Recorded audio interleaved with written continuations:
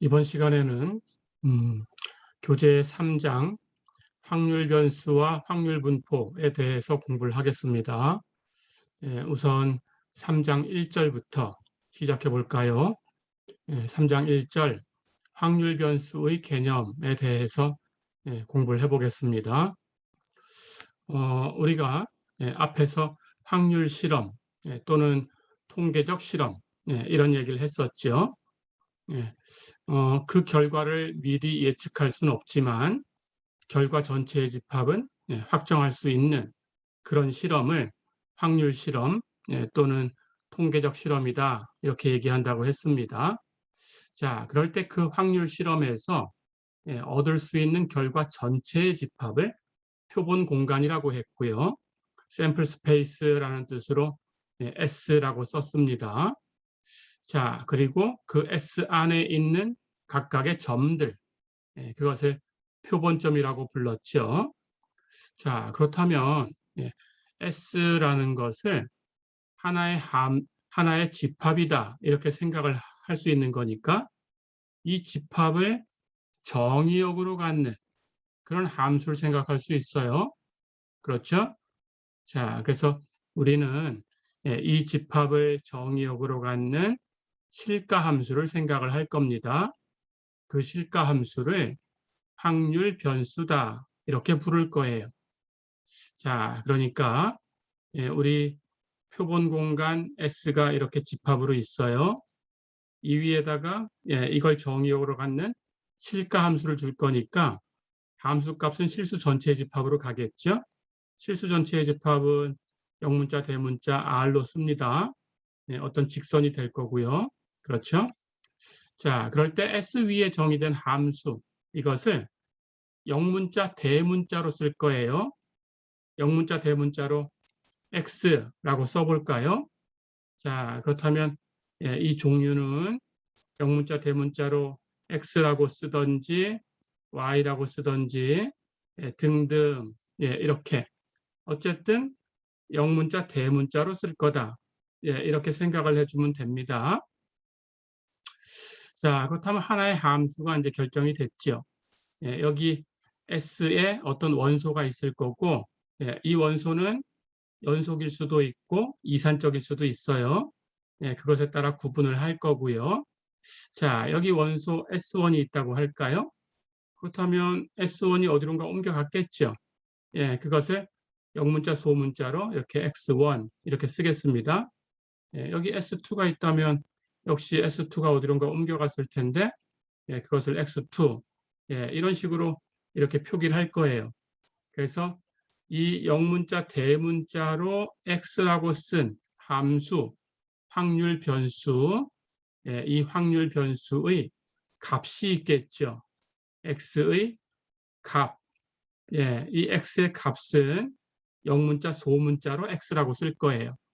함수를 Y라고 썼다면 그 값은 여기에 맞춰서 영문자 소문자 Y라고 쓸 거예요. 어렵지 않죠? 그래서 확률 변수는 즉 그 함수 역할을 하는 확률 변수는 영문자 대문자로 거기에 맞춰서 그 확률 변수의 값은 영문자 소문자로 쓴다. 이렇게 기억을 해주세요. 자, 그렇다면 확률 변수라는 것이 정의되어 있죠. 그렇죠? 그런데 우리는 이 표본 공간 S라는 것은 앞에서도 몇 번 공부를 했지만 우리 관심의 대상 전체의 집합이니까 모집단 역할을 해요. 그렇죠? 자, 그렇다면 여기 이 S를 옮겨놓은 전체의 집합이 실수 전체의 집합의 부분 집합이 될 텐데 이것은 X에 의해서 S가 옮겨온 그 함수 값을 다 모아놓은 집합이 되겠죠? 그렇다면 역시 이것 전체의 집합은 모집단 역할을 합니다. 그렇다면 여기서 우리가 일부를 꺼내면 이렇게 그러면 S의 부분 집합이죠. 그 일부는 모집단의 일부니까 표본이에요. 그렇죠? 그렇다면 그 일부에 대해서 이렇게 옮겨온 것이 있겠죠. 이렇게 그렇다면 이 안에 있는 이 값도 이제 표본 역할을 하겠죠. 그렇죠? 이렇게 생각해 주면 됩니다. 자, 그래서 우선 정의하기를, 예, 확률 변수라는 것은 표본 공간에 정의된 실가 함수다. 어렵지 않죠? 예, 확률 변수는 표본 공간에 정의된 실가 함수예요. 자, 그럼 이걸 연습을 해보겠습니다. 예제 3.1 보세요. 예제 3.1. 4개의 붉은 공과 붉은 공, 레드라는 뜻으로 R이라고 쓸게요. 3개의 검은 공, 블랙이라는 뜻으로 B라고 쓰겠습니다. 4개의 붉은 공과 3개의 검은 공이 들어있는 항아리에서 연속적으로 2개의 공을 추출을 하는데, 꺼내는데 비복원 추출을 하겠다 그랬어요. 그러니까 앞에 거 하나 꺼내면 그건 버리는 거죠. 그게 비복원. 꺼냈다가 다시 항아리 속에 넣으면 복원 추출. 그렇죠? 예, 그렇게 앞에서 비복원 추출, 복원 추출 구분한 적이 있었죠. 예, 비복원이니까 꺼내서 앞에 걸 꺼내서 버려버리니까 두 번째 것은 그것에 의해서 영향을 받을 수가 있어요. 그렇죠? 종속적인 관계가 있는 거고요. 만약에 꺼냈다가 그걸 다시 항아리 속에 넣고, 즉 복원 추출해서 두 번째 걸 꺼낸다 그러면 두 번째 것은 첫 번째 것의 영향을 안 받죠. 그래서 독립적인 그런 관계가 있다라고 얘기한 적이 있었습니다. 자, 비복원 추출했어요. 그런 실험에서 y라는 이 함수를 붉은 공의 개수라고 하자 이렇게 얘기를 했습니다. 자, 그럴 때 그 출현 가능한 결과와 확률 변수, 그 y의 값, 소문자로 쓰기로 했죠. 소문자 y를 구해라 그랬어요. 자, 계산해 볼까요? 예, 우선 4개의 붉은 공이 있고 3개의 검은 공이 있으니까 거기서 2개를 꺼낸다면 여기 붉은 공의 개수도 꺼내는 공의 개수보다는 많아요. 그렇죠? 검은 공도 3개 있으니까 2개 꺼낸다 그러면 꺼내는 공의 개수보다는 검은 공이 항아리에 많이 들어있어요. 그렇죠?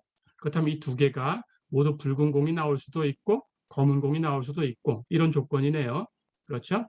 자, 그래서 2개를 꺼냈다 그러면 우선 첫 번째 공은 붉은 공일 수도 있고 검은 공일 수도 있어요.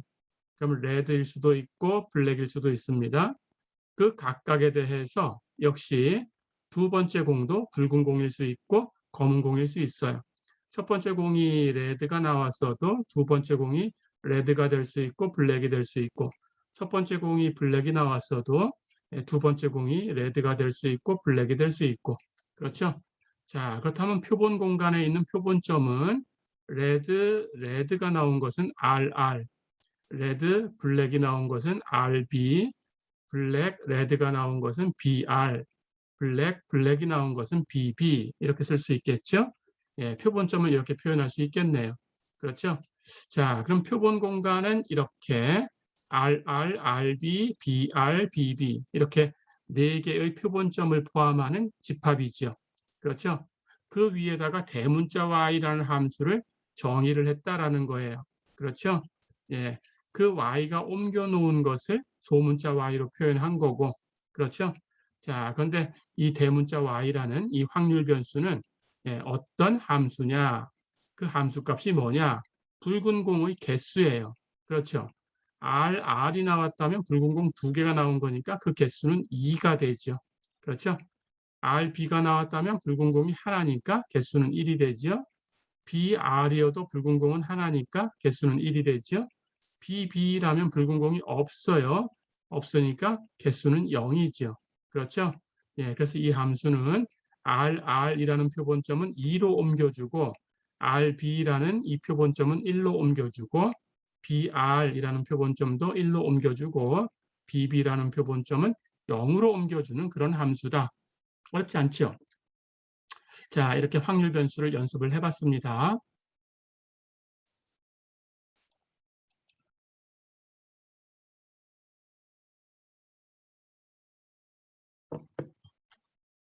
자, 한 문제 더 풀어보겠습니다. 예제 3.2를 보세요. 공구보관소의 직원이 3명의 공장 종업원들에게 안전 헬멧을 임의로 꺼내주었다. 자, 그런데 그 순서가 어떻게 됐었냐 하면 꺼내준 순서가 스미스한테 먼저 헬멧을 주고 그 다음 존스에게 헬멧을 주고 그 다음 브라운에게 헬멧을 주는 이런 순서로 헬멧을 꺼내 주었다 그랬어요. 자, 그런데 이제 이 세 사람이 작업을 다 마치고 이제 헬멧을 반납을 합니다. 그럴 때 오는 순서대로 반납을 받았어요. 자, 그렇다면 이 m이라는 이 함수는 헬멧이 원래 주인에게 지급되는 그런 경우에 수라고 하자. 자, 그렇다면 이 확률 변수 m의 값, 소문자 m을 구해봐라 그랬어요. 가볼까요? 헬멧을 나눠줬는데 헬멧 나눠준 순서가 스미스, 존스, 브라운 이 순서로 줬어요. 자, 그렇다면 이 사람들이 작업을 마치고 이 세 사람이 헬멧을 반납했겠죠. 누구든 먼저 올 수 있어요. 그렇죠? 자, 그렇다면 스미스가 먼저 올 수 있습니다. 스미스가 먼저 왔다면 그 다음에 존스나 브라운이 올 수 있어요. 그렇죠? 스미스는 왔으니까. 그렇다면 그 다음에 존스가 올 수 있고 그 다음에 브라운이 올 수 있고. 그렇죠? 만약에 그 두 번째로 존스가 왔다면 세 번째는 브라운이 오는 것밖에 없죠. 두 번째로 브라운이 왔다면 세 번째는 존스가 왔겠죠. 그렇죠?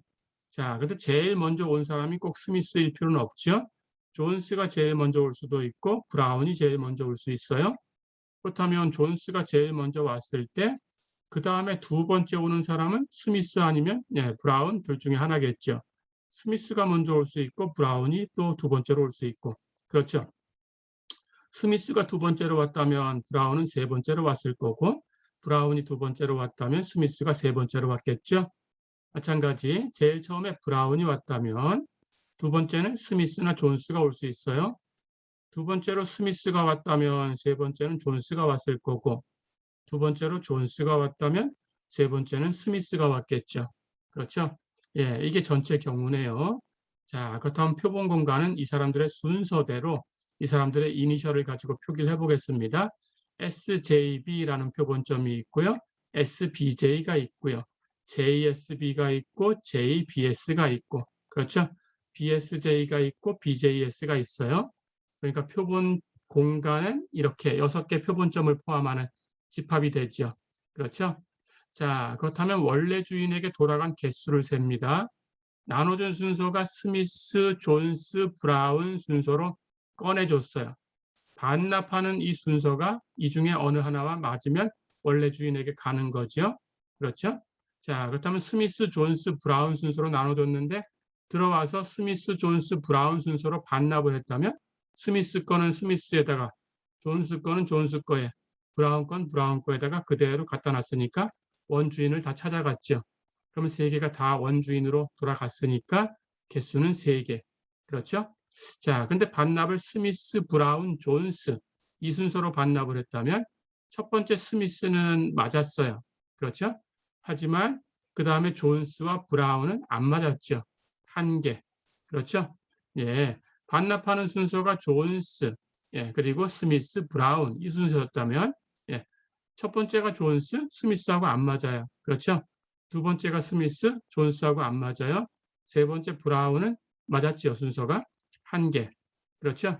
반납 순서가 존스, 브라운, 스미스였다면 존스 안 맞았죠? 브라운 안 맞았어요. 스미스 안 맞았어요. 0개. 그렇죠? 반납 순서가 브라운, 스미스, 존스 이 순서였다면 브라운 안 맞았죠? 스미스가 돼야 되는데 두 번째 스미스, 존스가 돼야 되는데 안 맞았어요. 세 번째 존스, 브라운이 돼야 되는데 안 맞았어요. 0개. 그렇죠? 반납 순서가 브라운, 존스, 스미스였다면 브라운 첫 번째 거 안 맞았죠? 존스 두 번째 건 맞았어요. 그렇죠? 스미스 세 번째 건 안 맞았어요. 해서 그 원주인으로 간 거는 1개. 그렇죠? 첫 번째 거는 스미스, 존스, 브라운 세 개가 다 맞아서 3개였고 마지막 것은 존스만 맞아서 1개였고 어렵지 않죠? 자, 그러니까 이 표본 공간에 정의된 그 함수 m에 의해서 결정되는 그 함수값 소문자 m은 첫 번째 표본 공간 3부터 마지막 표본점 1까지 이렇게 옮겨주는 함수다. SJB는 3으로, SBJ는 1로, JSB는 1로, JBS는 0으로, BSJ는 0으로, BJS는 1로 이렇게 옮겨주는 거다. 어렵지 않죠?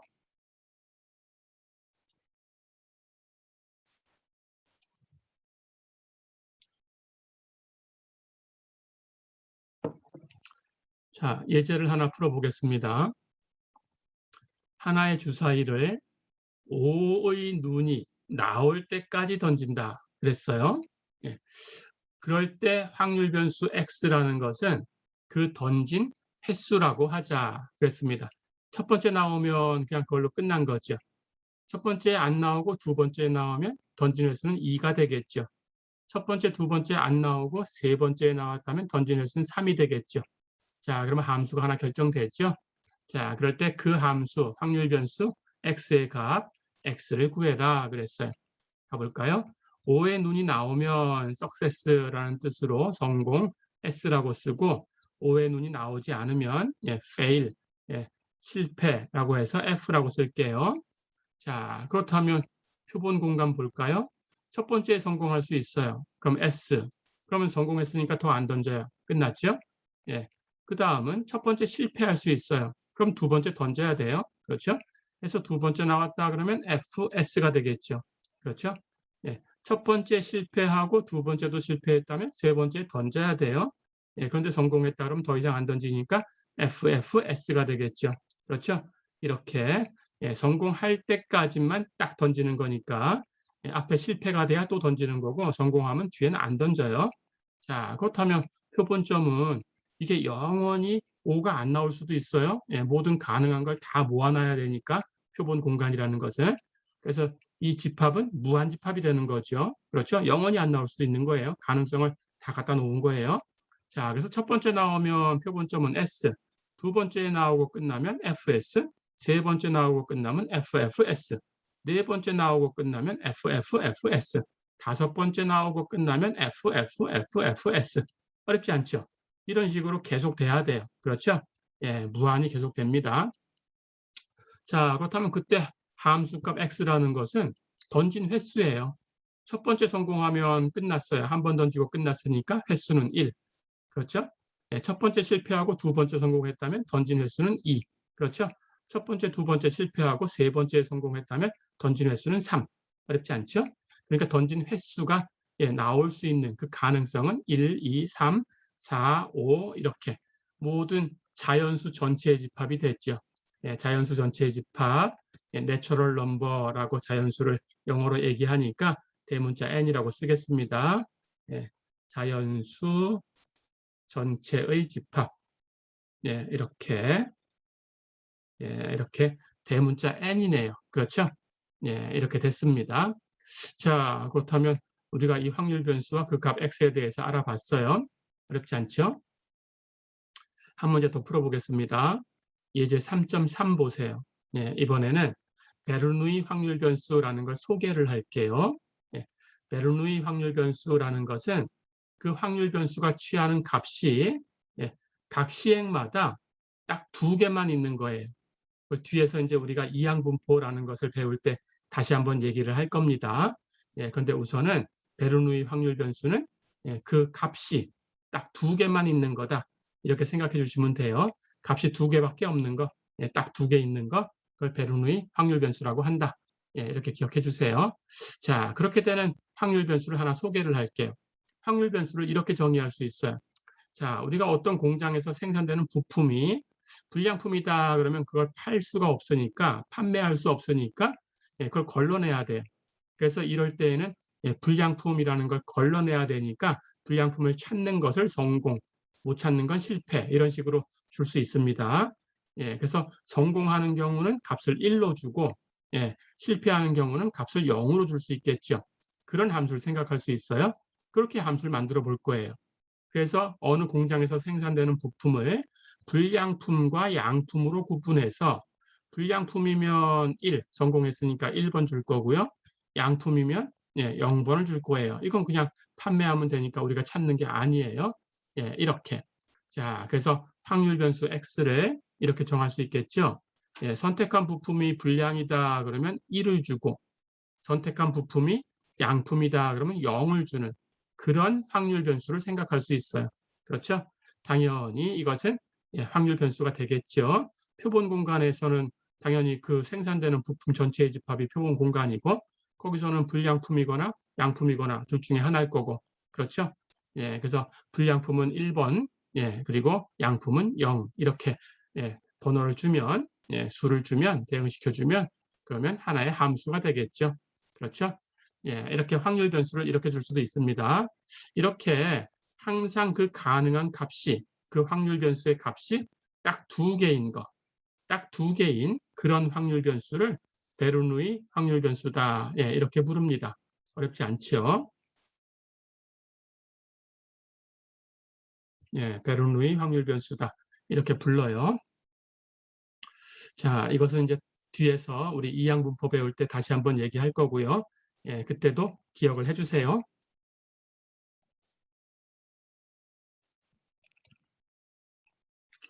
자, 이럴 때 예, 우리가 이제 확률 변수라는 것을 표본 공간 S에 정의되는 실가 함수다. 이렇게 얘기를 했죠. 그렇죠. 자, 그럴 때 표본 공간 하는 것도 우리 앞에서 배운 대로 하나의 자료가 되겠죠. 그렇다면 우리 자료를 구분한 적이 있었습니다. 예, 이번 학기 첫 번째 시간에 그렇죠. 예, 그 자료를 크게 예, 이산적인 자료, 연속적인 자료 예, 이렇게 나눈 적이 있었어요. 그렇죠. 예, 수치형 자료를 이산적이다, 연속적이다 이렇게 나눈 적이 있었습니다.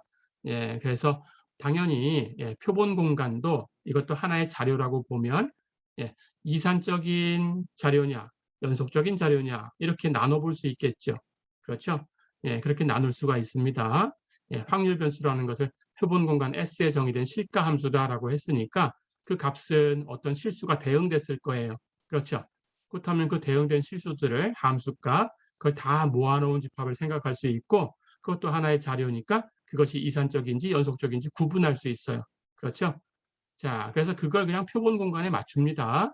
그래서 그 표본 공간을 우리가 생각을 했을 때 그 대응된 함수값 그것이 어떤 하나의 자료일 텐데 그것이 만약에 이산적이다. 즉 표본 공간 자체가 이산적인 표본 공간이 돼야 되겠죠. 그렇죠? 그렇다면 그 확률 변수를 이산형 확률 변수다. 이렇게 얘기를 해요. 마찬가지 그 표본 공간이 연속적인 표본 공간이다. 즉 그 표본 공간에 정의된 함수값 그것이 연속형 자료다. 그런 뜻입니다. 예, 그렇다면 예, 이 확률 변수는 연속형 확률 변수다. 이렇게 얘기를 합니다. 어렵지 않죠? 예, 그래서 확률 변수를 예, 우리가 실가 함수 중에 하나 선택을 한 거죠. 표본 공간에 정의된 실가 함수. 그렇죠? 그 확률 변수를 그 값을 가지고 이산형이다, 연속형이다 이렇게 나눌 수 있어요. 자, 그렇다면 앞에서 우리가 자료를 이산적이다, 연속적이다, 수치형 자료를 그렇게 나눈 적이 있었으니까 다시 한번 연습을 해볼까요? 이산형이다라는 것은 셀 수 있다라는 뜻이었어요. 그렇죠?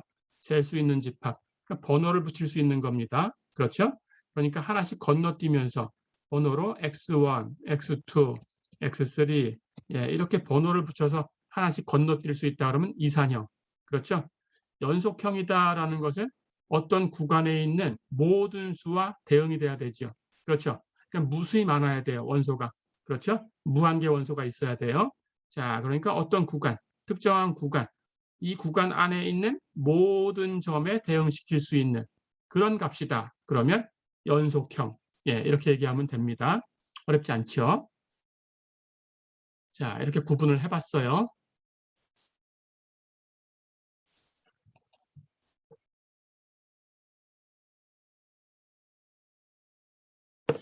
자, 그렇다면 이제 예, 확률 분포에 대해서 얘기를 할 텐데 우선 이산형 확률 변수에 대해서 먼저 얘기를 하겠습니다.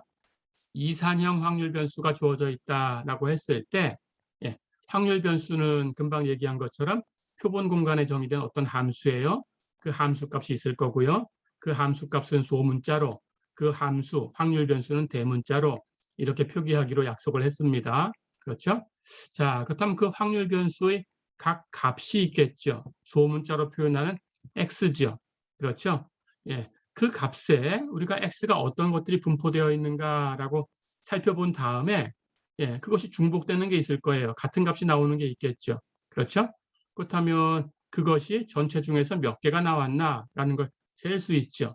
즉 상대 도수라는 걸 셀 수 있죠. 상대 도수라는 것은 확률의 개념이죠. 결국은 그 x의 확률이죠. 그렇죠? 예, 즉 x의 그 값에 그 확률, x의 확률 그 확률을 대응시킬 수 있어요. x의 값의 그 확률하는 것은 fx라는 함수로 줄 겁니다. 예, 즉 x가 나올 확률 그런 뜻이에요. 예, 이것이 전체 중에 몇 개가 나왔냐 그런 뜻입니다. 예, 이렇게 그걸 대응시켜 볼 수 있어요. 자, 그럴 때 x와 fx를 대응시키면 하나의 표를 얻을 수 있고요. 또는 순서쌍을 얻을 수 있어요. x, fx 이런 순서쌍을 얻을 수 있어요. 그렇죠? x와 fx를 같이 그려준 표나 또는 x, fx를 늘어놓은 이런 값을 이것을 우리가 이 확률 변수의 분포다라고 얘기해요. 그래서 확률 분포 이렇게 부릅니다. 어렵지 않죠? 자, 그렇다면 우선은 연습을 해볼게요. 이산형 확률 변수가 주어지면 그 값에다가 그 확률을 대응시켜 볼 수 있어요. 그래서 표를 만들어 볼 수 있어요. 자, 그렇다면 우선 표를 만들어 보는 걸 연습을 할게요. 자, 예를 들어 볼까요? 하나의 동전을 3번 던질 거예요. 그럴 때 확률 변수 x를 우리가 어떻게 정의를 할 거냐 하면 그 상황에서 앞면이 나온 횟수, 즉 앞면의 개수지요. 그렇죠? 앞면이 나온 횟수를 x다 이렇게 줄 거예요. 그렇다면 그 값은 소문자로 x라고 쓰기만 하면 됩니다. 자, 그렇다면 이것의 표를 한번 만들어 볼까요? 표본 공간. 첫 번째 동전이 앞면이 나올 수도 있고요. 뒷면이 나올 수도 있어요. 그 각각에 대해서 두 번째 동전도 첫 번째 동전이 앞면이 나왔을 때 두 번째가 앞면 또는 뒷면이 나올 수 있고 첫 번째 동전이 뒷면이 나왔을 때도 두 번째는 앞면이 나오거나 뒷면이 나올 수 있어요. 그렇죠. 역시 또 그 각각에 대해서 세 번째 동전도 첫 번째, 두 번째가 앞면이 나왔을 때 세 번째가 앞면 또는 뒷면이 나올 수 있고 첫 번째, 두 번째가 앞면, 뒷면 이렇게 나왔을 때도 세 번째는 앞면과 뒷면이 나올 수 있고 첫 번째, 두 번째가 뒷면, 앞면 이렇게 나왔을 때도 세 번째는 앞면이 나오거나 뒷면이 나오거나 이렇게 나올 수 있고 첫 번째, 두 번째가 뒷면, 뒷면 이렇게 나왔을 때도 세 번째는 앞면이 나오거나 뒷면이 나올 수 있어요. 그렇죠. 그러니까 표본 공간은 HHH부터 TTT까지 이렇게 8개의 점을 가지고 있죠. 그렇죠. 그렇다면 표본 공간, 그 안에 있는 표본점을 한번 나열해 볼까요? HHH부터 첫 번째가 앞면이 나오는 경우, 첫 번째가 뒷면이 나오는 경우 이렇게 둘로 나눴고요. 그 각각에 따라서 첫 번째가 앞면이 나오는 경우, 그리고 뒷면이 나오는 경우 이렇게 나눴고요. 역시 이것도 첫 번째가 뒷면이 나왔을 때도 그 각각에 대해서 두 번째가 앞면이 나오는 경우, 뒷면이 나오는 경우 이렇게 나눴고요. 역시 그 각각에 따라서 세 번째 것이 앞면, 뒷면 나오는 경우가 있죠. 앞면, 뒷면 이렇게 나오는 경우, 앞면, 뒷면, 앞면, 뒷면, 앞면, 뒷면 이렇게 해서 8개 표본점을 가지고 있어요. 그래서 나열해 보면 HHH, HHT, HTH, HTT, THH, THT, TTH, TTT 이렇게 되죠. 그렇죠? 자, 그런데 확률 변수 x는 앞면의 개수예요. 그렇죠? 자, 그렇다면 표본 공간이 HHH일 때는 앞면이 3개 있어요. 그럼 3이고요. 그렇죠?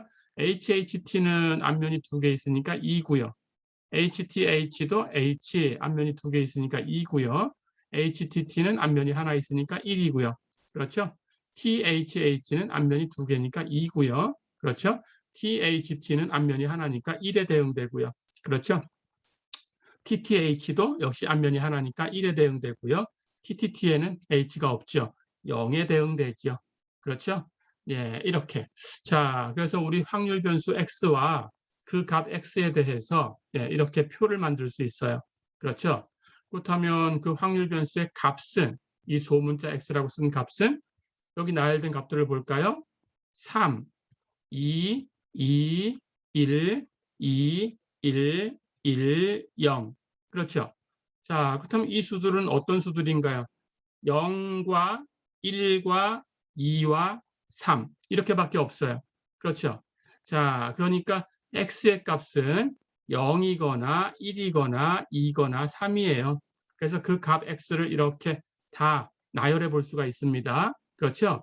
자, 그런데 여기 3이 몇 번 나왔어요? 한 번 나왔어요. 그렇다면 3이 나올 확률은 여기 표본점이 모두 몇 개 있어요? 8개 있어요. 8개 중에 한 번 나왔으니까 3이 나올 확률은 8분의 1이죠. 그렇죠?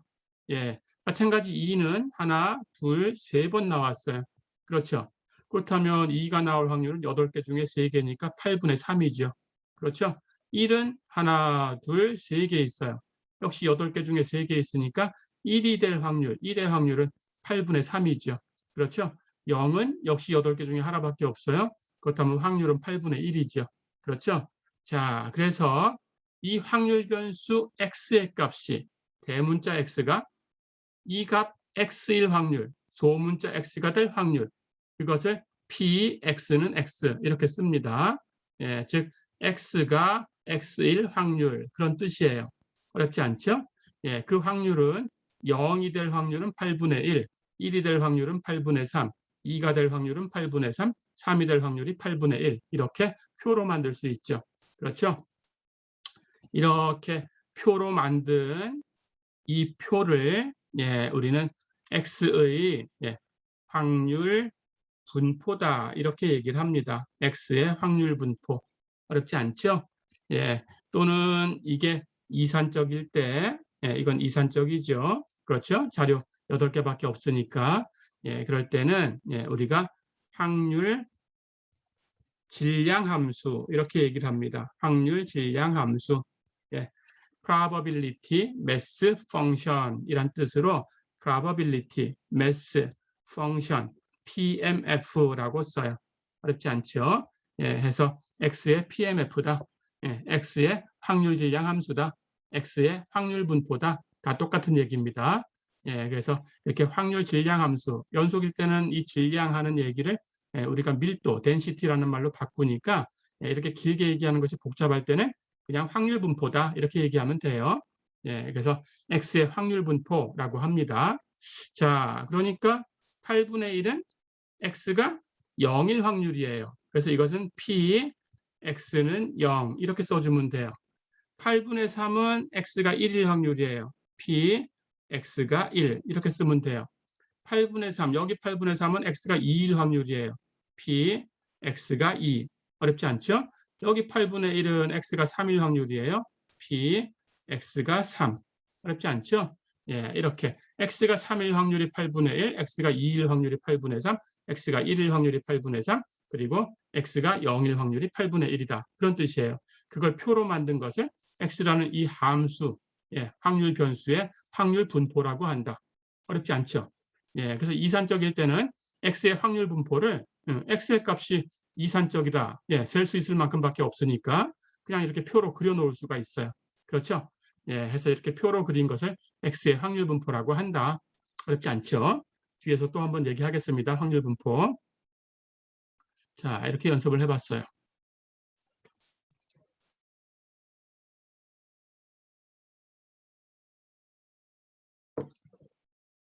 조금 전에 표를 그려봤는데 금방 얘기했던 걸 다시 한번 정리해 보겠습니다. 이산형 확률 변수 대문자 x의 그 값, 소문자 x에 대해서 그 소문자 x가 나올 확률, 즉 x가 x일 확률, p, x는 x.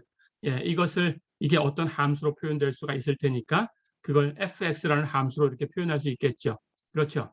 그 확률이 px는 x, 이것이 fx다. 이렇게 표현할 때 우리는 x와 fx를 순서쌍으로 늘어놓던지 조금 전에 봤듯이 표로 만들 수 있어요. 그렇죠. 그때 이 순서쌍 x, fx 이것의 집합을 이 이산형 확률 변수 x의 확률 질량 함수라고 부른다. 조금 전에 설명했죠. probability mass function이란 뜻으로 PMF 이렇게 써요. 어렵지 않죠? 또는 그냥 확률 분포 이렇게도 얘기한다. probability distribution이라고 얘기한다. 어렵지 않죠? 자, 그렇다면 조금 전에 봤던 그 fx, x가 될 확률, 그것이 어떤 성질을 가지고 있는지 한번 정리를 해볼게요. 모든 x에 대해서, 즉 그 확률 변수의 함수값이죠. 모든 x에 대해서 그 순서쌍, x와 x일 확률 fx를 같이 순서쌍으로 만든 전체의 집합, x, fx. 예, 이 집합이 이런 세 가지 조건을 만족하면 예, 우리는 항상 이 함수 fx를 예, 확률 변수 x의 확률 질량 함수다. PMF, 이산적일 땐 PMF, 예, 연속적일 땐 PDF. 이건 뒤에서 얘기합니다. 예, 또는 확률 분포라고 한다. 어렵지 않죠? 자, 그럼 그 조건을 볼 거예요. 당연히 fx는 x가 나올 확률 하는 거니까 확률은 우리 앞에서 배운 대로 0 이상 1 이하지요. 그러니까 fx는 0 이상이에요. 그렇죠? 예, 플러스 값을 갖는 함수입니다. 그렇죠? 자, 그런데 역시 이건 확률이니까 전체 모든 x에 대해서 그 확률을 다 더하면 어떻게 돼요? 조금 전에 봤듯이 예, 8분의 1, 8분의 3, 8분의 3, 8분의 1. 그렇죠? 예, 0일 확률, 1일 확률, 2일 확률, 3일 확률 계산해 보니까 조금 전에 표에서 예, 값이 이렇게 나왔었어요. 이걸 다 더하면 어떻게 되나요? 당연히 전체 확률이니까 1이죠. 그렇죠? 해서 모든 x에 대해서 그 확률 fx를 다 더해주면 1이 될 수밖에 없다. 그렇죠? 예, 해서 이 두 가지 조건은 당연히 만족해야 되겠죠.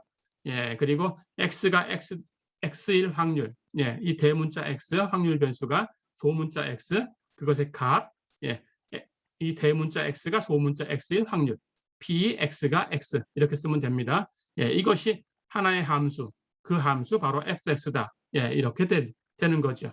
이 세 가지 조건을 만족하면 이 fx, 즉 x가 x일 확률이 되는 그 함수, 어렵지 않죠?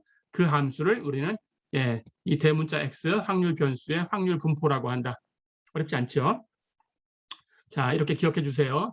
그러니까 확률 질량 함수 또는 확률 분포, 예, 어떤 확률 변수의 확률 분포라고 얘기하는 그 함수는 어떤 조건을 만족하냐? 항상 0 이상이다. 그렇죠? 모든 x에 대해서 함수 값을 다 더하면 1이다. 그렇죠? 그리고 x가 x일 확률은 그 함수다. 어렵지 않죠?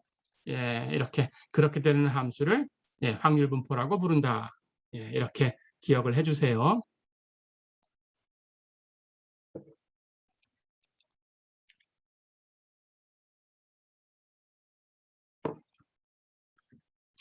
자, 그렇다면 예제를 하나 풀어보겠습니다. 예제 3.8 보세요. 어떤 상점에 진열된 20대의 노트북 중에서 불량품이 3대 끼어 있다.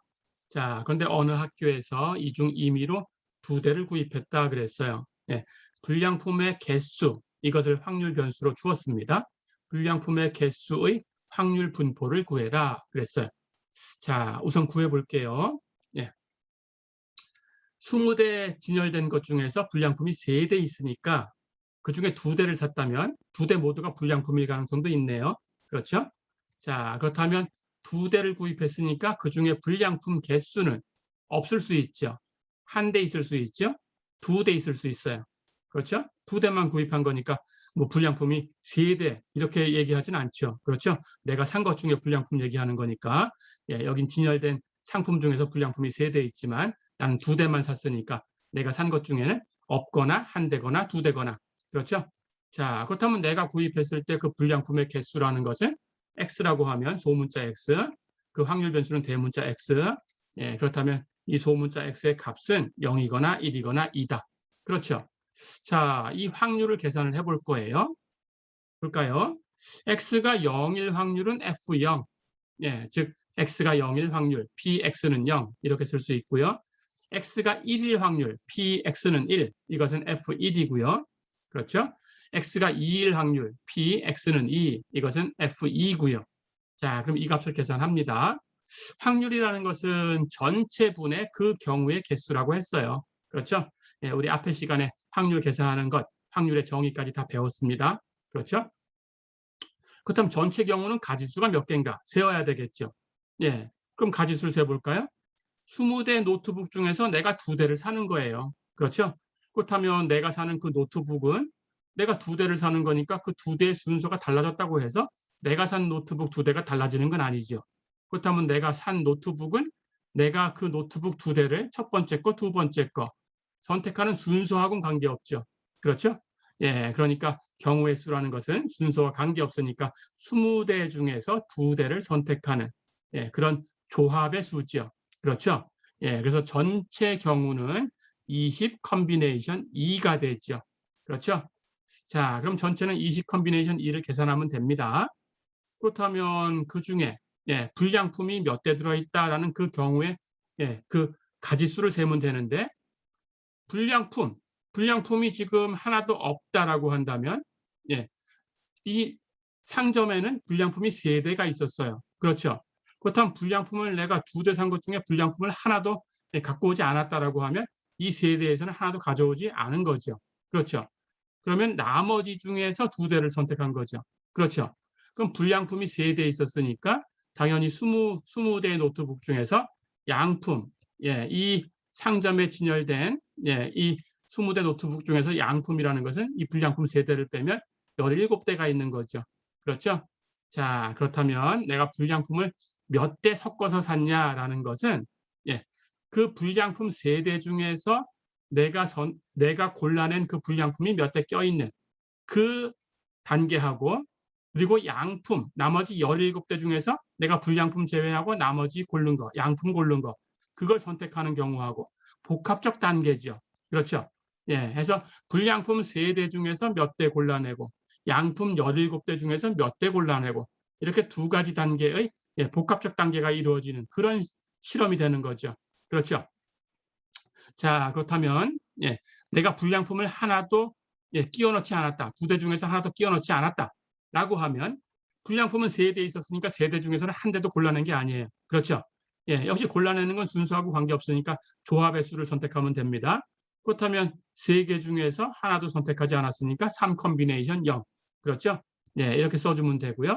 그렇다면 내가 2대를 샀으니까 내가 산 2대는 전부 양품이죠. 그러면 양품 17대 중에서 내가 2대를 선택한 게 된 거죠. 그렇죠? 그래서 나머지 17대 중에서 2대를 선택한 거. 이렇게. 그래서 이 복합적 단계니까 각각의 경우를 곱하기를 하면 됩니다. 우리 앞에서 셈 규칙을 배웠죠. 이렇게. 자, 그래서 이 2개의 단계가 복합적 단계로 이루어진 거다. 복합적 단계의 셈 규칙을 쓰면 된다. 어렵지 않죠? 그래서 불량품은 불량품대로, 양품은 양품대로 계산하면 돼요. 불량품은 3대가 있었고 양품은 17대가 있었다. 그 중에 각각 몇 대를 선택한 거냐? 그런 뜻입니다. 게임 선택하듯이 그렇게 한 거예요. 자, 그래서 계산해 주면 됩니다. 이 컨비네이션 계산하는 것은 연습 안 해도 되겠죠? 예를 들어서 17 컨비네이션 2를 계산한다라고 하면 어떻게 계산해요? 17 팩토리얼을 2 팩토리얼 그리고 17에서 2 뺀 15 팩토리얼 이렇게 나눠준 거죠. 그렇죠? 그걸 계산하시면 됩니다. 그래서 20 컨비네이션 2분의 3 컨비네이션 0 곱하기 17 컨비네이션 2 이걸 계산하시면 되고요. 계산하면 95분의 68이 되네요. 됐죠? 자, 그렇다면 이번에는 F1은 불량품을 한 대 섞어서 산 거죠. 그렇죠? 자, 그렇다면 불량품을 한 대 섞어 살 확률은 전체의 경우 20대 중에서 2대를 선택하는 조합의 수. 그렇죠? 분의 불량품이 한 대 섞였어요. 내가 2대를 샀으니까 그러면 한 대는 불량품에서 고른 거고 나머지 한 대는 양품에서 고른 거죠. 그렇다면 불량품 3대였으니까 3대 중에서 한 대를 선택하는 조합의 수. 불량품 하나.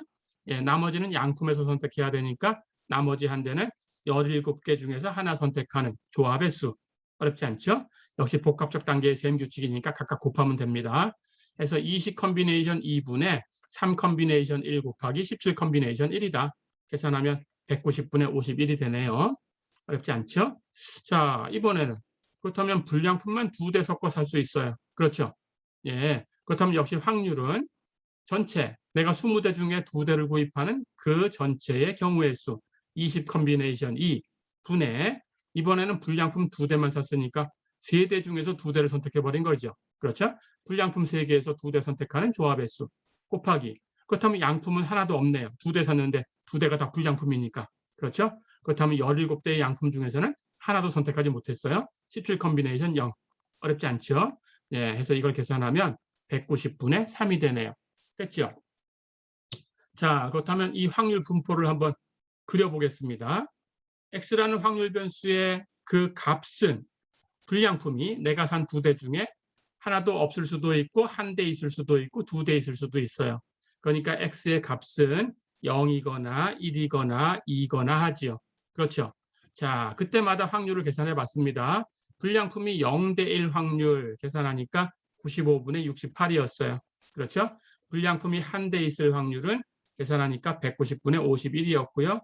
불량품이 2대 1 확률 계산하니까 190분의 3이었어요. 그렇죠? 그렇다면 x의 값 0, 1, 2를 써주고요. 그 아래쪽에 F0 계산한 거 95분의 68 써주고요. 1 아래쪽에다가 F1 계산한 거 190분의 51 써주고요. 2 아래쪽에다가 F2 계산한 거 190분의 3을 써주면 되겠어요. 이렇게 표로 만든 이 표가 바로 X의 확률 분포다. 어렵지 않죠?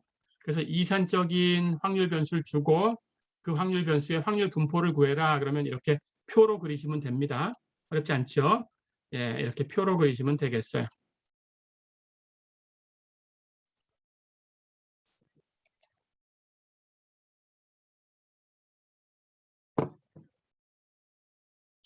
자, 예제 하나 더 풀어보겠습니다. 예제 3.9 보세요. 어느 대리점에서 판매된 외제차의 50%에 디젤 엔진이 장착되어 있다 그랬습니다. 이 대리점에서 판매될 4대의 외제차 가운데 디젤 엔진이 장착된 차의 수, 이것을 확률 변수로 줬고요. 그것의 확률 분포를 구해라 그랬어요. 자, 계산해 볼까요? 당연히 그 다음번에 판매된 4대의 외제차 중에 디젤 엔진이 장착된 차의 수를 계산하는 거니까 4대 중에 하나도 없을 수도 있고요. 4대 전부가 디젤 엔진이 장착된 차일 수도 있어요. 그렇죠? 그렇다면 디젤 엔진이 장착된 그 차의 수를 확률 변수 대문자 X라고 표현한다면 그 값 소문자 X는 한 대도 없을 수도 있고 4대 다일 수도 있으니까 0, 1, 2, 3, 4 이렇게 5가지가 있는 거죠. 그렇죠? 자, 그렇다면 이것의 분포를 계산해야 되니까 각각의 확률을 계산해 주면 됩니다. 가볼까요? 그때 디젤 엔진 장착한 것이 X대다라고 한번 생각을 해볼게요. 자, 그렇다면 디젤이 X대가 있는 거니까 4대 중에서예요. 그렇다면 디젤이 아닌 것은 나머지예요. 그렇죠? 그렇다면 X대 디젤이 있었다면 전체는 4대였으니까 4-X 이만큼은 디젤이 아닌 거죠. 그렇죠? 자, 그렇다면 X대 디젤일 확률 그리고 4-X대는 디젤이 아닐 확률을 계산합니다. 디젤이 될 확률은 50%, 2분의 1이죠. 0.5. 그렇죠? 그렇다면 디젤이 아닐 확률은 당연히 100%에서 50%를 빼준 것이 나머지 디젤이 아닐 확률이에요. 그렇죠? 그것도 역시 50%입니다. 그렇죠? 그러니까 1-0.5 이것도 0.5가 되는 거죠. 2분의 1. 그렇죠? 예. 자, 그렇다면 그 확률은 X대는 이 확률이 지금 2분의 1인 게 X번 곱해줘야 되죠. 그렇죠? 예. 그렇다면 2분의 1이 X승 있는 거고요. 나머지는 디젤이 아닌 것의 확률은 1-2분의 1, 디젤이 아닌 것.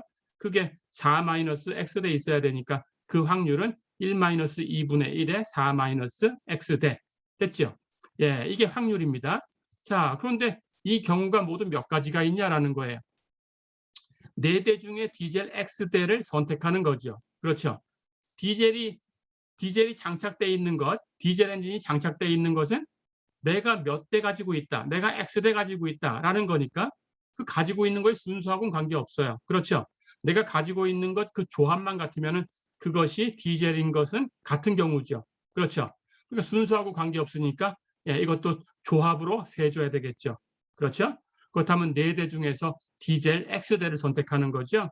예, 4대 중에서 X대를 선택하는 거니까 그 조합의 수는 4 컨비네이션 X가 돼요. 그렇죠?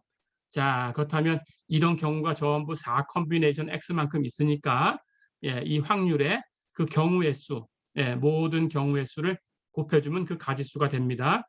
그걸 다 더할 거니까 이만큼 곱하면 되죠. 그렇죠? 해서 이 경우의 수를 곱해주면 돼요. 자, 그러니까 4대 중에서 그 4대 외제차 중에서 디젤 엔진이 장착된 것이 X대가 될 확률, 그걸 FX라고 두면 그 원래 기본적인 확률은 디젤 엔진이 될 확률이 2분의 1이니까 2분의 1 되는 게 X대. 그래서 2분의 1의 X승. 그렇지 않은 것이 4-X대니까 그렇지 않을 확률은 1에서 2분의 1 뺀 거니까 1에서 2분의 1 뺀 것에 4 마이너스 X승. 이게 기본적인 확률이고 그 경우의 수가 4 컨비네이션 X만큼 있으니까 그 경우의 수만큼 곱해준 거죠. 그렇죠? 예, 이렇게 계산하면 됩니다. 자, 그래서 fx는 이렇게 식으로 주어져요. 예, 이건 연습해 보시고요. 나중에 예, 이렇게 되는 것은 예, 이건 이항분포라고 해서 배울 겁니다. 예, 이항분포라는 것에서 다시 한번 연습을 할 거예요. 예, 이런 경우는 이렇게 외제차의 비율이 고정되어 있죠.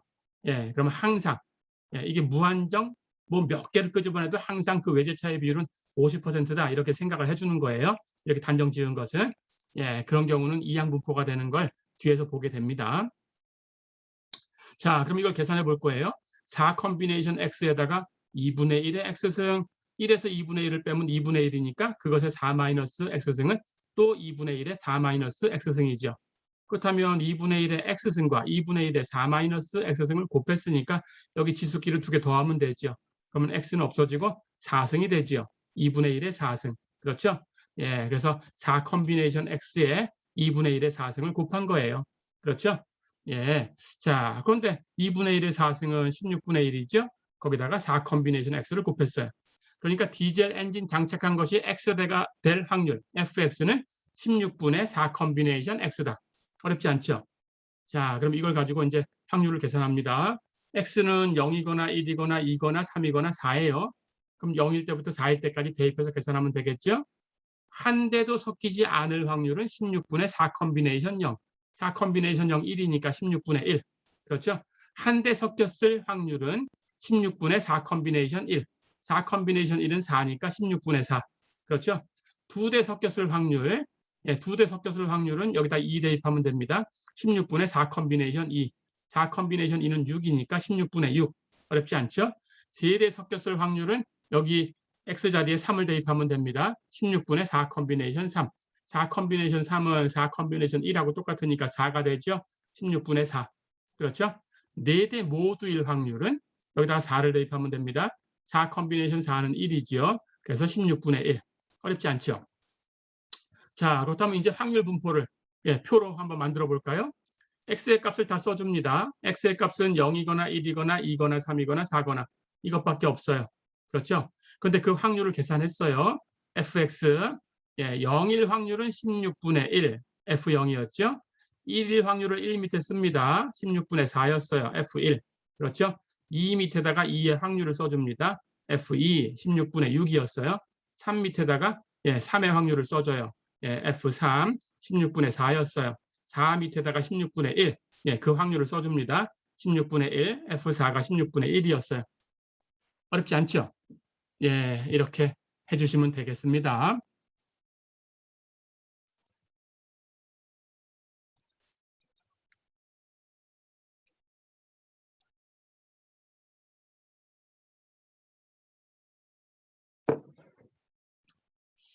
자, 가볼까요?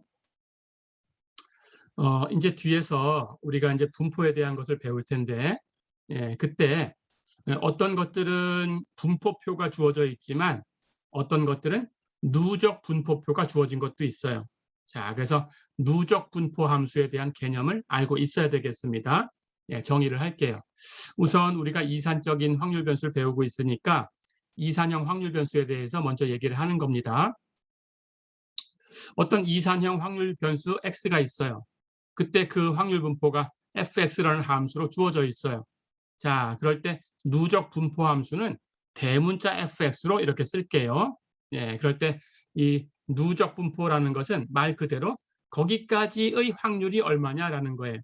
즉 x가 그 값이 소문자 x였을 때 그 소문자 x일 때까지의 확률을 다 더한 게 얼마냐, 누적된 값이 얼마냐 그런 뜻입니다.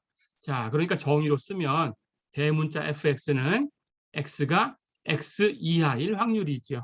그렇죠? 예, x가 x 되는 그 순간까지 확률을 다 더한 게 얼마냐 그런 뜻이에요. 그러니까 ft 그 확률을 다 더할 텐데 t가 x 이하가 되는 모든 t에 대해서 다 더한 거, t에 대해서 다 더한 거예요. 예, x 이하가 되는 t에 대해서 다 더한 거. 어렵지 않죠? 예, 이렇게 정의를 합니다. 당연히 x는 주어진 범위 내에서만 생각하면 되는데 예, 이게 실가함수라고 했으니까 가능성은 마이너스 무한대부터 플러스 무한대까지 다 있어요. 그런데 이 안에 실제로 있는 것만 계산하면 됩니다. 자, 이렇게 누적 분포 함수를 정의를 했어요. 예, x일 때까지 확률을 다 더한 거다. 어렵지 않죠? 거기까지 확률을 다 더한 것. 예, 그것을 누적 분포 함수라고 한다. 어려운 거 없죠? 자, 그럼 계산해 보겠습니다. 예, 조금 전 예제에서 확률 변수 x가 주어졌는데 그것의 누적 분포를 구해봐라 그랬어요. 자, 계산해 볼까요? 예, 그리고 그 누적 분포 함수 대문자 fx를 이용해서 f2, x가 2, 1 확률이 있죠. 그렇죠? p, x는 2. 예, 이것이 f2였습니다. 이게 8분의 3 되는 걸 한번 보여봐라 그랬어요. 예, 이 기술은 뒤에서 표 볼 때 사용해야 되니까 이 기술을 기억하시고요. 가볼까요? 조금 전에 표에서 x의 값은 0이거나 1이거나 2거나 3이거나 4, 예, 이 중에 하나였죠. 그렇죠? 자, 그렇다면 대문자 F0은 0까지를 다 더한 거니까 0 전에 아무것도 없어요. 그렇다면 F0밖에 없죠. 그렇죠? F0은 16분의 1이었고요. F1은 1까지 그 확률을 다 더할 거니까 1까지는 0하고 1하고 두 개 있죠. 그러니까 F0과 F1을 더하면 됩니다. 해서 F0은 16분의 1, F1은 16분의 4, 두 개 더하면 16분의 5가 되죠. 그렇죠? 예, F2는 2까지니까 0일 때, 1일 때, 2일 때 이렇게 세 가지가 있죠. 그렇죠? 예, 확률을 계산해서 더하면 됩니다. F0 16분의 1이었고요. F1 16분의 4였고요. F2 16분의 6이었어요. 다 더하면 16분의 11이 되죠. 그렇죠? F3 예, 역시 3 전까지는 0이거나 1이거나 2거나 3이거나 이렇게 있죠. 이걸 다 더하면 됩니다. 예, 해서 F0, F1, F2, F3 다 더하면 16분의 15가 되고요. F4는 여기 4까지 더할 거니까 0부터 4까지 다 되겠네요. 그렇죠? 해서 F0부터 F4까지 다 더한 거, 예, 당연히 1이죠. 전체를 다 더한 거니까. 그렇죠? 자, 그렇다면 이제 누적 분포에 대해서 이렇게 값을 계산해 봤고요. 이걸 이용해서 만약에 누적 분포가 필요하면 누적 분포표를 찾으면 되는데 뒤에서 표를 찾을 때 그런데 누적 분포표가 있는데 딱 그 값만 찾고 싶다. F2만 찾고 싶다. 그럼 어떻게 하면 되나요? 2까지 다 더한 것에서 그 전까지 다 더한 걸 빼주면 되죠. 그렇죠? 그 전이 1이니까 2까지 다 더한 것에서 1까지 다 더한 걸 빼주면 2만 하나 남죠. 그렇죠? 예, 그렇게 하시면 됩니다. 자, 그래서 F2는 금방 계산한 것에서 16분의 11이었고요. F1은 계산한 거에서 16분의 5였어요. 빼주면 16분의 6, 8분의 3이 되죠. 어렵지 않죠? 예, 이렇게 하시면 됩니다.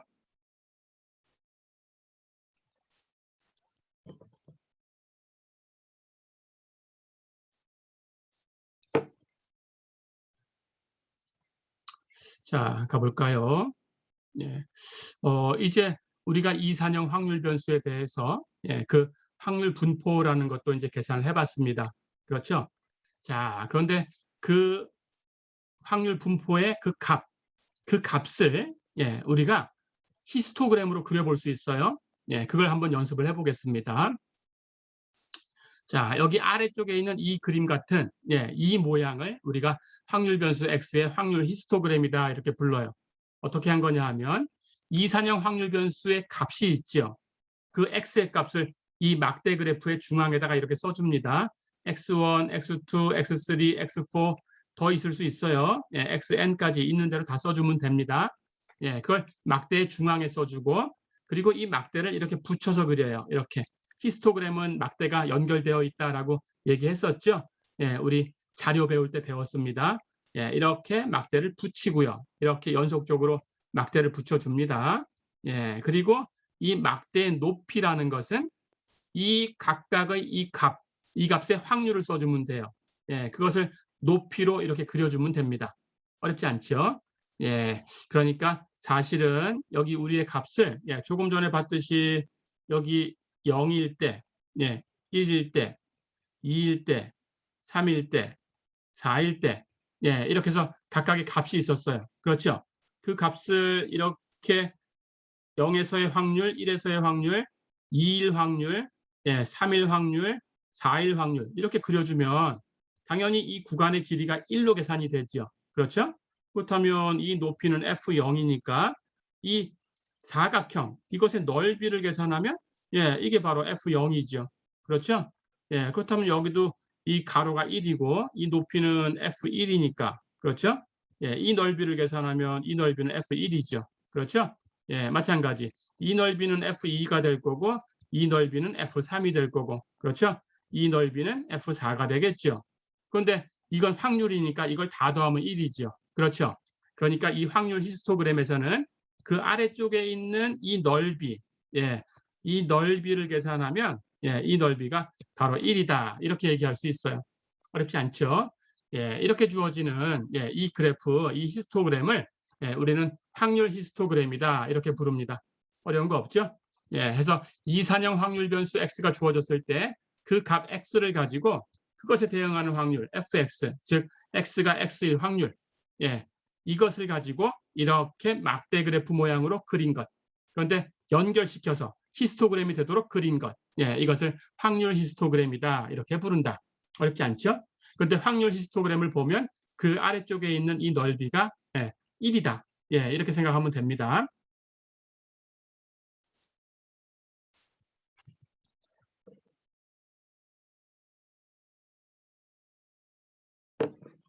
자, 그럼 예를 들어 볼게요. 조금 전에 풀었던 그 문제 똑같은 문제입니다. 어느 대리점에서 판매된 외제차의 50%의 디젤 엔진이 장착되어 있다. 이 대리점에서 판매될 4대의 외제차 가운데 디젤 엔진이 장착된 차의 수를 대문자 X라는 확률 변수로 주자. 그럴 때 이것의 확률 히스토그램을 그려라 그랬어요. 똑같이. 이건 앞에서 다 풀어낸 거니까 바로 결과만 갖다 쓰겠습니다. 판매될 4대 중에서 디젤 엔진 장착된 차의 수를 세는 거니까 4대 중에 한 대도 없을 수 있고 4대 다일 수도 있다. 그래서 X의 값은 0, 1, 2, 3, 4. 그렇죠? 그 중에 디젤 엔진 장착된 차가 X대가 될 확률은 4대 중에서 X대가 디젤이니까 디젤 아닌 게 4-X대. 그렇죠? 그러니까 4대 중에서 디젤이 X대 1 그런 경우의 수는 4대 중에 X대를 선택하는 조합의 수니까 4 컨비네이션 X. 그렇죠? 그럼 경우의 수가 4 컨비네이션 X가 되니까 그 각각의 경우의 확률에 4 컨비네이션 X를 곱하면 전체 확률이 됩니다. 그렇죠? 근데 각각의 확률은 디젤 확률, 디젤이 X돼 있으니까 디젤 확률 2분의 1이 X번 곱해지고요. 그렇죠? 디젤 아닌 게 4-X대가 있으니까 디젤 아닐 확률이 4-X번 곱해지면 되죠. 그렇죠? 근데 디젤 확률이 2분의 1이니까 50%, 디젤이 아닐 확률도 1에서 빼주면 50%, 2분의 1. 그렇죠?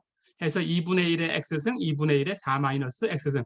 이렇게 곱한 것에 경우의 수, 4 컨비네이션 X만큼 있으니까 그걸 곱해주면 이렇게 2개 곱한 것은 이렇게 상쇄돼서 2분의 1의 4승이니까 16분의 1. 거기다가 4 컨비네이션 X를 곱했으니까 16분의 4 컨비네이션 X. 이만큼이 fx, 이 확률이다. 그렇죠? 그래서 0일 때, 1일 때, 2일 때, 3일 때, 4일 때 대입해서 계산을 해봤어요. 그랬더니 F0은 16분의 1, F1은 16분의 4, F2는 16분의 6, F3은 16분의 4, F4는 16분의 1이 나왔어요. 그렇죠? 자, 그래서 확률 분포를 우리가 표로 그리면 X의 값 0일 때, 1일 때, 2일 때, 3일 때, 4일 때 써주고요. 그 아래쪽에다가 그 확률, 0의 확률 계산한 값을 써주고요. F0 16분의 1, 1 밑에는 1의 확률, F1 16분의 4 써주고요. 2 밑에는 2의 확률, F2 16분의 6을 써주고요. 3 아래쪽에는 3의 확률, F3 16분의 4 계산한 거 써주고요. 4 아래쪽에는 16분의 1, 4일 확률 계산한 거 써주면 확률 분포표라고 한다. 그렇죠? 자, 그렇다면 이걸 히스토그램으로 그려볼까요? X의 값은 0, 1, 2, 3, 4. 막대 중앙에 그리면 됩니다. 그렇죠? 그럼 이 간격은 1이고요. 그렇죠? 이 간격은 1씩 떨어져 있는 거고요. 이렇게. 그리고 그 높이에다가 이 확률을 갖다 주면 돼요. 0의 확률 16분의 1이니까 이렇게 높이가 16분의 1 되게. 그렇죠? F0이 높이가 되게 이렇게 정해주면 됩니다. 1의 확률 여기 16분의 4 맞춰주면 되고요. 2의 확률 16분의 6 이렇게 맞춰주면 되고요. 3일 확률 역시 16분의 4. 그럼 같은 선상에 그리면 되고요. 4일 확률 역시 16분의 1. 같은 선상에 그리면 되죠. 그렇죠? 이렇게 그린 것이 확률 히스토그램이다. 어렵지 않죠? 자, 그럼 금방 얘기했듯이 이 막대의 넓이들이 밑변은 다 1이니까 높이가 바로 넓이가 되겠죠. 그렇죠? 그 넓이들이 바로 확률이에요. 이 넓이는 16분의 1, 이 넓이가 16분의 4, 이 넓이가 16분의 6, 이 넓이가 16분의 4, 이 넓이가 16분의 1. 그렇죠? 그래서 이 넓이를 다 더한 것, 이 넓이의 합이 1이다. 어렵지 않죠? 이렇게 얘기해 볼 수 있었습니다.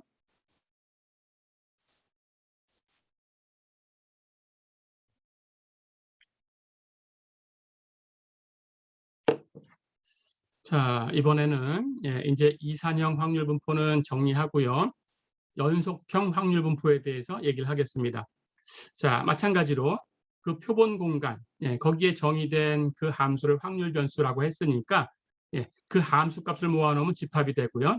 그 집합이 연속형 자료를 표현하는 집합이다라고 하면 그 확률 변수를 연속형 확률 변수다 이렇게 얘기한다고 했죠. 그렇죠?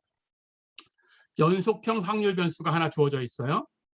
자, 그렇다면 마찬가지로 연속형 확률 변수가 주어졌을 때 x가 될 확률 이런 걸 생각해 볼 수는 있어요. 그렇죠? 하지만 연속형 확률 변수다라고 하면 어떤 구간에 있는 모든 원소를 다 포함하고 있어야 돼요. 그 자료가. 그렇죠? 자, 그렇다면 이 각각의 점에서의 확률이라는 걸 생각해 볼 수는 있지만 결국은 이 한 점에서는 이건 무한히 많은 것 중에 하나가 되죠. 그렇죠? 그렇다면 한 점에서의 확률이라는 것은 0으로 처리해야 돼요. 그렇죠? 그래서 우리는 정확히 어느 하나의 값을 가지게 될 확률은 0이다. 이렇게 생각을 해줍니다. 연속형일 때는 한 점에서의 확률은 0이다. 그러니까 아무 의미가 없게 됩니다. 그래서 우리는 한 점에서의 확률 대신에 어떤 구간에 있을 확률로 바꿔줘야 돼요. 그렇게 하겠습니다. 자, 그렇다면 이렇게 기억해 두시고요. 자, 그렇다면 이제 정의를 해볼게요. 연속형 확률 변수가 있을 때 한 점에서의 확률은 즉 px는 x 이것은 0이라고 취급을 할 거니까 이제 이 x라는 확률 변수의 값이 어떤 구간에 속할 확률 이거에 대해서 생각을 할 거다. 그렇죠? 자, 그렇다면 그 x가 연속 확률 변수일 때 그 구간을 하나 줘볼까요? a부터 b까지라고 해볼게요. x가 a보다 크고 b 이하일 확률 이렇게 쓸 수도 있죠. 또는 x가 a 이상이고 b보다 작을 확률 이렇게 쓸 수도 있죠. 여기 등호라는 것이 이쪽에 붙을 수도 있고 이쪽에 붙을 수도 있고 양쪽에 다 있을 수도 있고 없을 수도 있어요. 그렇죠? 하지만 연속 확률 변수에 대해서 금방 얘기한 것처럼 한 점에서의 확률은 0이다 이렇게 처리를 할 거니까 이 등호는 있어도 없어도 구간 전체가 같으면 같습니다. 끝점은 속하건 안 속하건 똑같아요. 그 끝점에서의 확률은 0이에요. 어렵지 않죠? 자, 그럼 그게 왜 그런지 바로 보겠습니다. A보다 크고 B 이하일 확률을 생각해 볼까요? 그렇다면 이것은 A보다 크고 B보다 작을 이 확률에다가 한 점 B가 빠졌으니까 B1 확률을 더해주면 됐죠. 그런데 X가 B1 확률은 한 점이니까 0이에요. 그렇죠? 그렇다면 이 끝점이 없어도 같은 확률을 가지고 있어요. 그렇죠? 그래서 우리는 이렇게 오른쪽에 등호가 있어도 없어도 같은 걸로 취급을 합니다. 그러니까 A부터 B까지 구간은 이렇게 왼쪽에다가 등호를 줘도 되겠죠. 그렇죠? 이래도 같고요. 양쪽에 등호가 있어도 똑같겠죠. A 이상, B 이하, B 이하 이렇게 줘도 똑같아요. 그렇죠? 해서 연속형일 때는 어떤 구간에서의 확률을 등호가 있건 없건 같은 걸로 취급한다. 됐죠? 자, 그렇다면 이산형 얘기할 때 우리가 조금 전에 그 히스토그램이라는 걸 생각을 해봤어요. 그러고 보니까 히스토그램, 그 막대 아래쪽에 있는 넓이를 다 합하면 1이었어요. 그렇죠? 그렇다면 연속일 때는 어떻게 하는 건가요? 우리 연속형 자료에 대해서 앞에서 잠깐 얘기한 적이 있었는데 자료 배울 때, 히스토그램 배울 때 이런 얘기를 했었죠. 이산형이라고 생각을 하고 그 이산형, 그 자료에 표본의 수를 점점 늘려가면서 각 계급 구간을 점점 작게 세분화하면 그것의 극한이 되는 것이 있다. 그렇죠? 그게 분포 곡선이다라고 얘기한 적이 있었죠. 그렇죠? 자, 그러고 보니까 그렇게 생각을 한다면 우리 히스토그램이 이렇게 있는데 여기 각각의 계급 구간이 있어요. 이 구간, 이 구간, 이 구간, 계급 구간들이 있어요. 그렇죠? 그때 이 계급 구간, 이것을 표본의 수를 증가시키면 계급 구간을 조금 더 잘게 세분해도 그 안에 속하는 그 표본을 충분히 찾을 수 있으니까 그렇게 해볼 수 있어요. 그렇죠? 그렇다면 우리가 표본의 수를 증가시키면서 이 계급 구간을 세분화하면 이 계급 구간은 전부 한 점이라고 생각할 수 있어요. 그렇죠? 그렇게 하면 이 히스토그램이 어디론가 가까이 가는 그런 그래프를 찾을 수 있다. 이 히스토그램의 극한이 되는 곡선을 찾을 수 있다. 그렇죠? 자, 그래서 그 곡선은 이렇게 생겼다고 하면 당연히 금방 얘기한 것처럼 이 안의 넓이는 1이죠. 그렇죠? 그렇다면 여기 넓이도 똑같이 1이겠죠. 그렇죠? 이렇게 될 겁니다. 그때 그 극한이 되는 이 함수를 fx라고 했다면 연속형 확률 변수에 대해서는 이 fx를 우리가 분포 곡선이다 이렇게 불러요. 자, 그러면 이 fx가 어떤 성질이 있는지 한번 살펴보겠습니다. 이 넓이가 1이 돼야 돼요. 그렇다면 실제 있는 이 구간에서만 우리가 계산해 주면 되지만 어쨌든 가능한 것은 마이너스 무한대부터 플러스 무한대까지 다 계산할 수 있으니까 바로 이 아래쪽에 있는 넓이가 뭔가요? 이 x축 위에 있으면서 이 아래쪽에, 이 곡선 아래쪽에 있는 넓이는 이 함수를 적분한 거죠. 그렇죠? 그래서 그 적분, 이 넓이라는 것이 바로 이렇게 적분으로 인티그럴 마이너스 무한대부터 플러스 무한대까지 fx dx 이렇게 표현되니까 이 적분의 값은 1이 돼야 되겠죠. 그렇죠? 그렇다면 이제 우리가 이렇게 A부터 B까지 구간에 있을 이 확률을 계산한다면 당연히 이 넓이를 계산해 줘야 돼요. 그렇죠? 이 넓이가 바로 확률입니다. 그렇죠? 여기 사각형의 넓이가 확률이었듯이. 그렇죠? 그렇다면 이 넓이는 적분으로 인티그럴 A부터 B까지 fx dx 이렇게 적분을 계산하면 이 확률이 되겠죠. 그렇죠? 역시 fx는 확률을 표현하는 함수니까 0 이상인 함수고요. 그렇죠? 그래서 연속형 확률 변수에 대해서 확률 분포가 되는 그 함수는 확률 밀도 함수 이렇게 부릅니다. probability density function 이란 뜻으로 PDF라고 쓸 거예요. 또는 간단하게 아까 이산형일 때처럼 그냥 확률 분포 이렇게 얘기해도 돼요. 됐죠? 그렇다면 확률 분포가 되는 그 함수는 어떤 성질을 만족해야 되냐? 이렇게 세 가지. fx는 0 이상이 돼야 되고 전체 범위에서 fx를 적분하면 항상 1이 돼야 된다. 이거 기억하셔야 되고요. A부터 B까지 구간 안에 이 값이 속할 확률은 이 구간 안에서 주어진 이 함수, 확률 밀도 함수를 적분해서 얻을 수 있다. 어렵지 않죠? 이건 확률 계산하는 규칙이니까 기억하셔야 되고요. 어렵지 않죠? 자, 이렇게 연습을 해보겠습니다.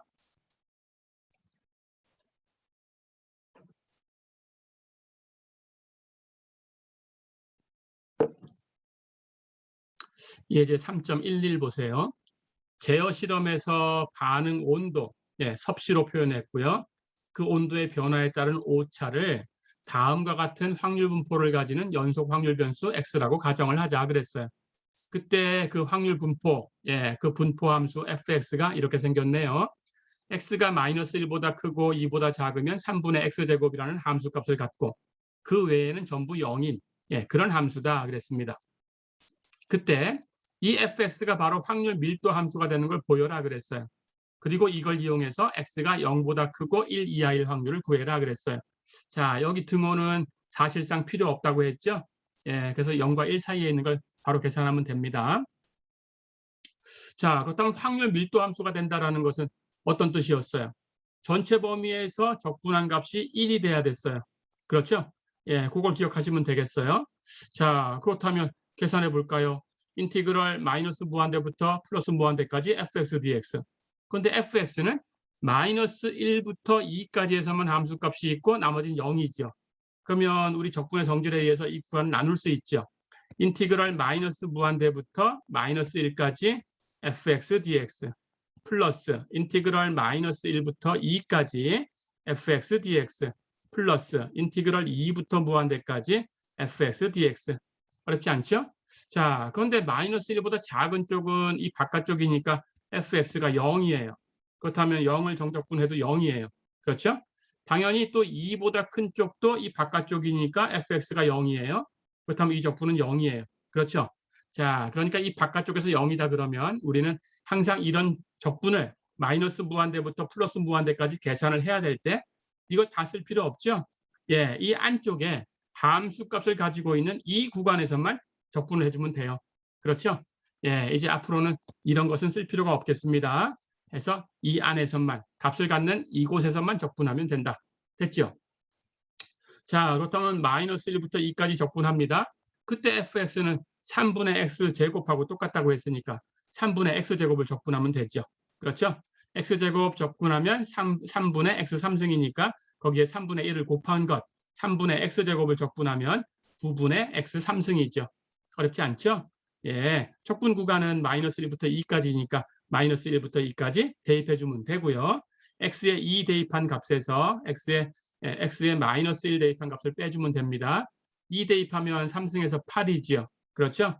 예, 해서 9분의 8 빼기를 마이너스 1 대입하면 3승하면 마이너스 1이니까 마이너스 9분의 1. 그렇죠? 마이너스 마이너스 플러스니까 9분의 8, 9분의 1 더하면 1이죠. 어렵지 않죠? 예, 이렇게 계산하면 되겠어요. 자, 그렇다면 이제 이게 확률 밀도 함수가 된다는 걸 보였으니까 이걸 가지고 x가 0과 1 사이에 있을 확률을 구해라. 계산할 수 있겠죠? 예, 이 끝점은 등호가 있건 없건 관계없다고 했으니까 버렸어요. 그렇다면 0부터 1까지 적분만 해주면 됩니다. 그래서 0부터 1까지 fx dx. 됐죠? 예, 0부터 1까지가 이 구간 안에 있는가 살펴보셔야 되고요. 그렇죠? 예, 0부터 1까지가 이 구간 밖에 있는 게 있다 그러면 그 구간 밖에 있는 건 버리셔야 됩니다. 그렇죠? 하지만 0부터 1까지는 마이너스 1부터 2까지 안에 다 포함되어 있어요. 그렇죠? 그래서 버릴 구간은 없고요. 그대로 가지고 오면 되고요.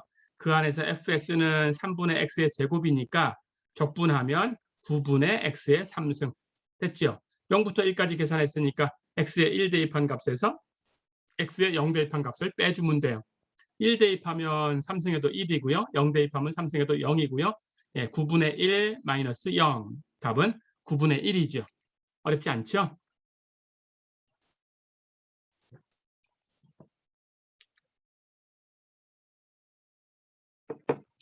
자, 그러면 역시 연속형 확률 변수에도 예, 누적 분포함수라는 게 있겠죠. 그 점이 될 때까지의 확률, 거기까지 확률을 다 더한 거라는 거니까 똑같이 적분으로 표현됐으니까 그 점까지를 적분하면 됩니다. 자, 그래서 확률 밀도 함수가 fx인 소문자로 쓴 fx. 예, 이렇게 되는 연속형 확률 변수 x에 누적 분포 함수 대문자 fx라고 쓰는 거 똑같고요. 대문자 fx는 이렇게 정의할 거예요.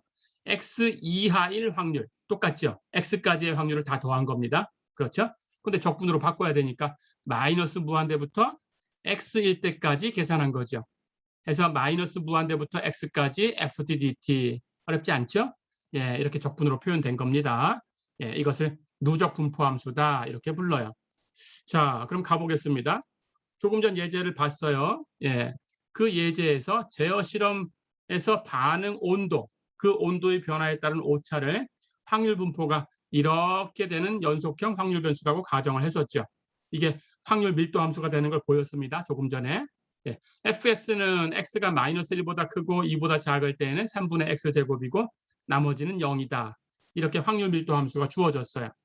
자, 그러면 누적 분포 함수 대문자 fx를 구하고 이걸 이용해서 0부터 1까지의 확률을 계산해 봐라. 조금 전에는 바로 계산했는데 누적 분포를 이용해서도 구할 수가 있겠죠. 그렇죠? 예, 그렇게 계산하면 됩니다. 가볼까요? 첫 번째, 이 대문자 fx를 계산할 텐데 이 소문자 fx 분포 함수가 모든 곳에서 함수 값으로 계산되지가 않아요. 마이너스 1과 2 사이에서만 3분의 x제곱, 나머진 0이에요. 그렇죠? 자, 그렇다면 어디까지 계산할 거냐라는 그 어디까지라는 그 값이 이 범위 왼쪽 밖에 있다 그러면 당연히 그 전에는 0 함수니까 0이에요. 그렇죠? 하지만 이 오른쪽 끝을 넘어갔다 그러면 그 오른쪽 끝 넘어간 데까지를 다 더할 거니까 이 전체가 포함되게 되죠. 그럼 1이 돼요. 그렇죠? 예, 그래서 x가 마이너스 1 이하가 된다 그러면 포함하는 게 하나도 없으니까 0일 거고, x가 2 이상이 된다 그러면 오른쪽으로 가버렸으니까 당연히 그 오른쪽까지라고 하면 이 전체가 다 포함되니까 전체 1이 될 거예요. 그렇죠? 그럼 이 안에서는 계산할 게 없죠.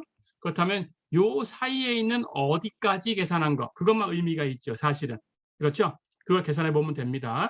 자, 그래서 x라는 값이 마이너스 1과 2 사이에 있다라고 가정을 해볼게요. 그리고 거기까지 누적 분포를 계산해 보겠습니다.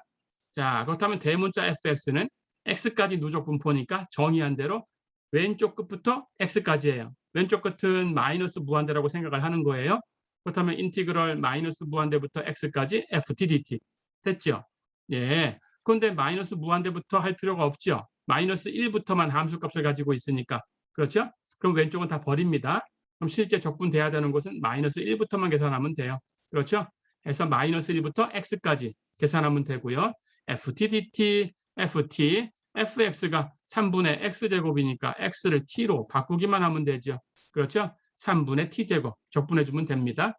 자, 그러면 3분의 t제곱 적분하면 마찬가지 t제곱을 t로 적분하면 3분의 t3승이니까 3분의 t제곱 적분하면 9분의 t3승이죠. 그렇죠? 예, 여기는 변수 t입니다.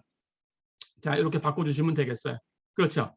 해서 3분의 t제곱 적분해서 9분의 t3승 적분 범위 마이너스 1부터 x까지. 그러면 t에다가 x 대입한 값에서 t에다가 마이너스 1 대입한 값을 빼주면 돼요. t에 x를 대입하면 x의 3승. 그렇죠? 마이너스 1 대입하면 마이너스 1 3승하면 마이너스 1인데 그거 뺄 거니까 플러스 1. 어렵지 않죠? 그래서 계산하면 9분의 x의 3승 플러스 1. 어렵지 않죠? 예, 이렇게 계산하면 되겠네요. 자, 그럼 정리해 볼까요?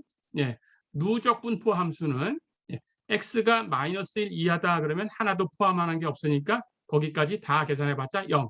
그렇죠? x가 2 이상이다 그러면 이 오른쪽으로 가버렸으니까 이 전체를 다 포함하고 있으니까 이게 밀도 함수이기 때문에 다 포함하면 계산한 값은 1.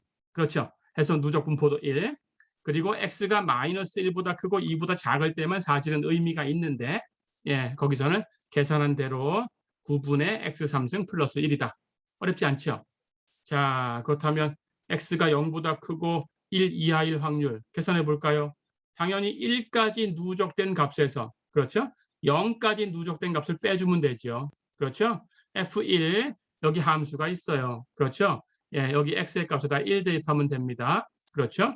그래서 x에 1 대입하면 9분의 1의 3승 플러스 1이죠. 그렇죠? f0 역시 0 여기에 속하는 이 값이 있어요. 그렇죠? 그렇다면 여기 x에다 0 대입하면 돼요. 9분의 0의 3승 플러스 1. 어렵지 않죠? 예, 이 값은 9분의 2고 이 값은 9분의 1이니까 9분의 2에서 9분의 1을 빼주면 9분의 1이다. 어려운 거 없죠? 예, 이렇게 누적 분포를 이용해서 그 한 점에서의 계산하는 그 값도 구할 수 있다. 어렵지 않죠?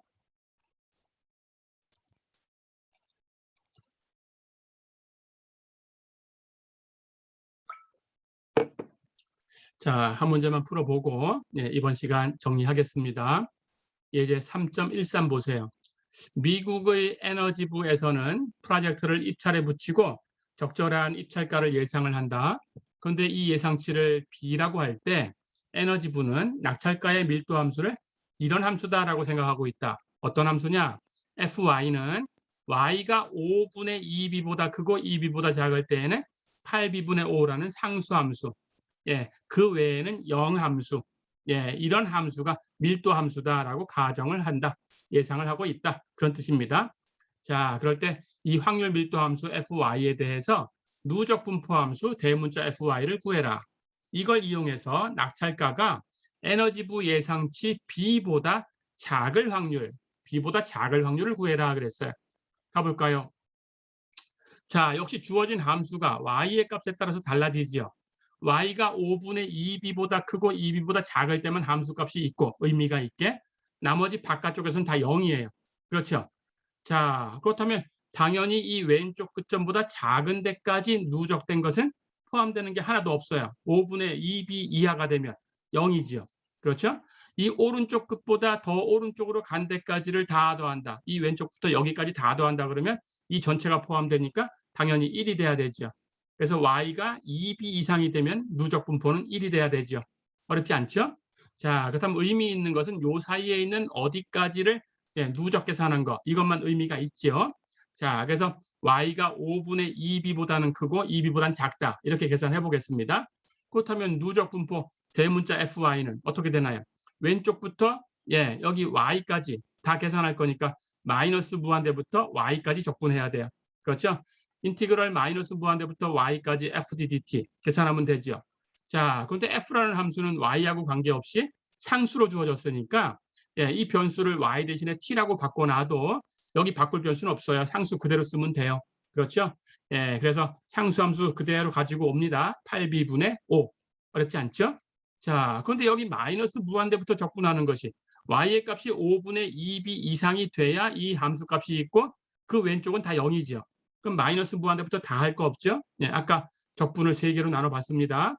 그래서 여기 실제로 시작하는 5분의 2b부터만 계산하면 돼요. 그렇죠? 그러니까 마이너스 무한대부터 다 계산할 필요 없고 왼쪽은 다 0이니까 5분의 2b부터 y까지만 적분해주면 된다. 됐죠? 자, 그럼 8b분의 5는 상수함수니까 적분기호 밖으로 나갑니다. 8b분의 5 곱하기 나가고 나면 남는 것은 인티그럴 5분의 2b부터 y까지 1 dt 이렇게 된 거죠. 1을 정적분하면 구간의 길이죠. 그렇죠?